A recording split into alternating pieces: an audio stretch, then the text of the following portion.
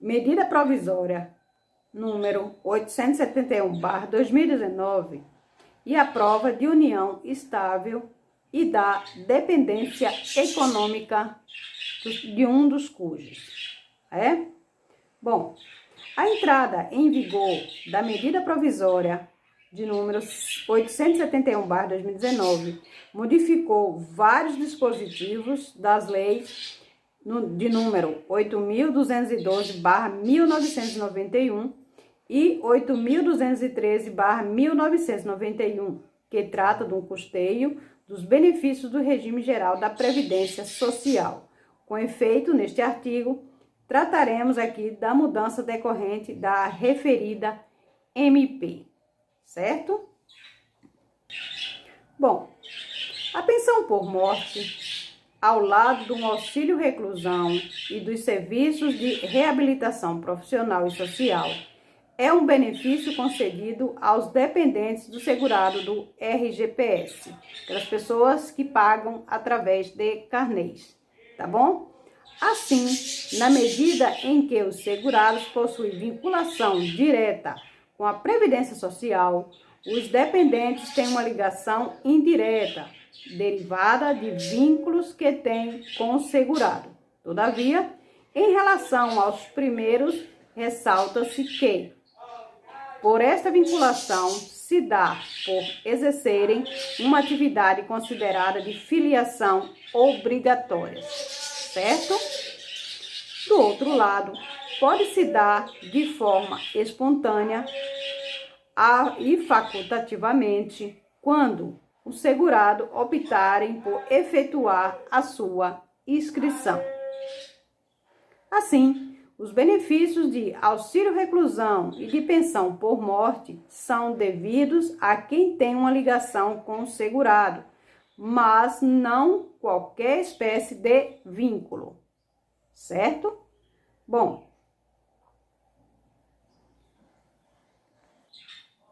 segundo os artigos 16 da Lei 8.203 de 1991, cumulado com o artigo 16 do Decreto 3.048 de 1999, a partir dessas alterações promovidas pela Lei 13.146 de 2015, define o dependente como isso para ter direito a uma pensão por morte. Primeira classe: cônjuge ou companheiro, filho ou filha, não emancipado de qualquer condições menor de 21 anos, filho ou filha inválido, ou que tenha deficiência intelectual, mental, ou que tenha deficiência grave, independentemente da idade, dependentes preferenciais, certo? Na segunda classe, os pais.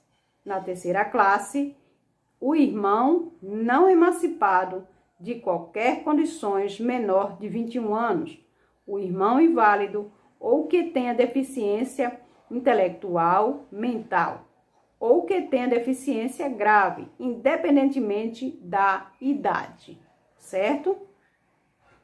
Divisões dos dependentes. A divisão supramencionada assemelha-se na ordem da vocação hereditária. Existe no direito civil do artigo 1829 do Código Civil, certo? Então, é um direito adquirido, certo?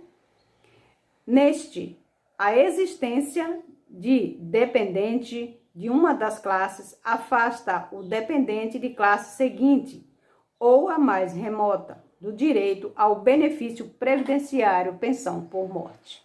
Então, dentro dessa regra está a primeira classe, que é o cônjuge, a esposa ou esposo, filhos, filhas, certo? Na segunda classe, os pais.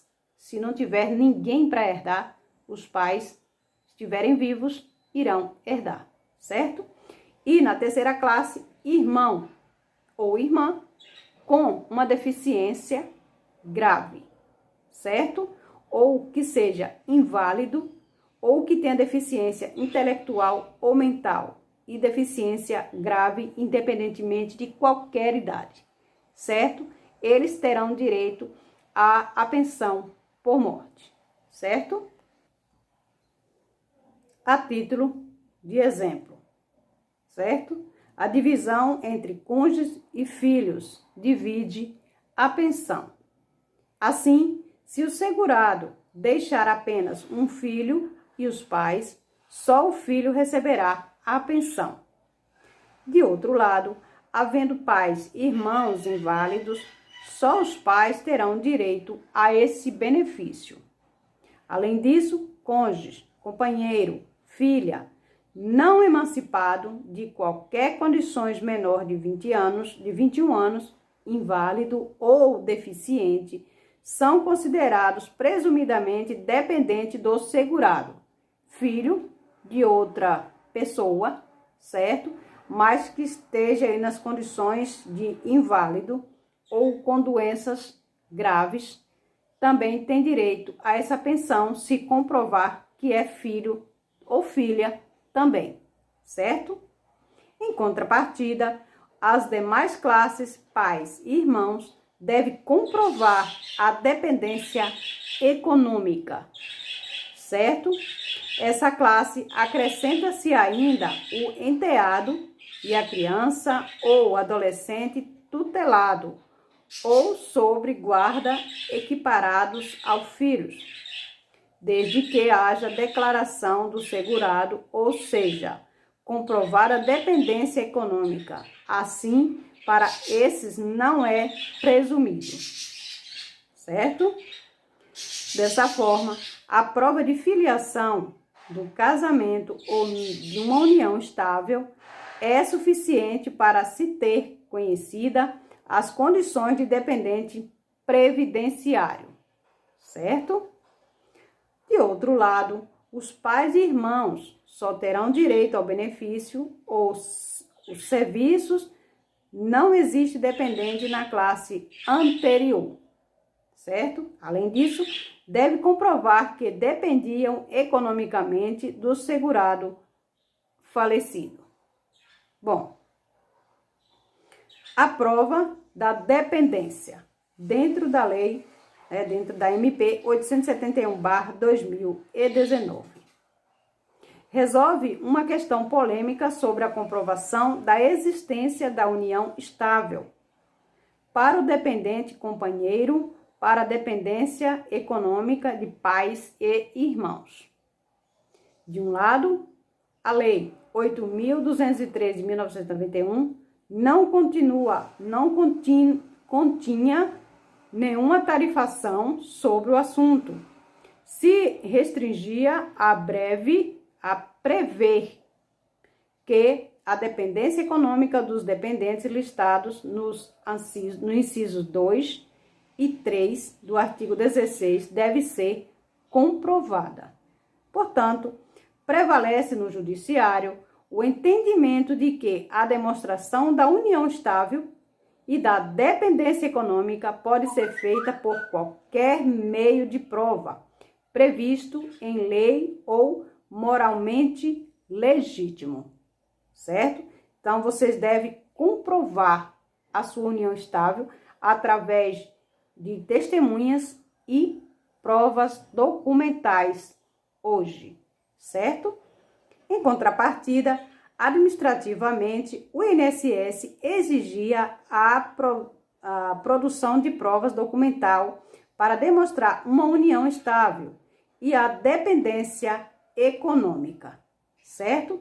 Além disso, a partir dessa alteração realizada pelo Decreto 3.668 do ano de 2000, sobre esse dispositivo, passou a ser exigida no processo administrativo do INSS, no mínimo 3 documentações, certo? Essa regra levou à existência de um tratamento diferente concedido aí pelo INSS. Bom, isso porque inicialmente exigia, no mínimo, a apresentação de prova documental de pelo menos 3 documentos em comparação com aquele conferido pela Justiça. Este, por sua vez, que dispensa a produção de prova documental com a dissimilidade da prova exclusivamente testemunhal, para demonstrar a união estável ou a dependência econômica de ambas as partes, esposo ou esposa, certo? De acordo com este assunto, a súmula 63 da Turma Nacional de Uniformização dos Juizados Especial Federais prevê, certo? A comprovação de uma união estável para efeito de concessão de pensão por morte preside da de início à prova material, certo? Além disso, para solucionar essa divergência do MP 871/2019, inseriu o inciso 5 ao artigo 16 da Lei 8.213 de 1991, que segue aqui as alterações. Bom, a prova da união estável e de dependência econômica exige no início de prova material contemporâneas de fatos, não admitida a prova exclusivamente testemunhal, exceto na ocorrência de um motivo de força maior ou caso fortuito, conforme o disposto aí no regulamento, certo? Portanto, passa a existir a tarifação legal na comprovação da união estável pelo companheiro e da dependência econômica pelos pais e filhos do segurado, que deve ser, presta atenção você que tem uma união estável, documento via de regra e contemporânea dos fatos objetos de provas e especialmente pode ser exclusivamente testemunhas em soluções de força maior ou de caso fortuito que impeça a apresentação de provas documentais para esses fins, nas situações previstas do artigo 143 do inciso 2 do Decreto 3.048/1999, certo? Dessa forma, para obter os benefícios previdenciários de auxílio reclusão, por exemplo, e pensão por morte, não basta a demonstração dos requisitos específicos de cada um. Além disso, o companheiro ou a companheira deve comprovar documentalmente a união estável com o segurado preso ou falecido. Em contrapartida, os pais e irmãos devem comprovar documentalmente a dependência econômica do segurado preso ou falecido. Então, essas são as informações que estou trazendo aqui para vocês sobre a união estável, os seus direitos. Antes, apenas era testemunhas, e uma documentação, assim, vamos dizer, mais leve.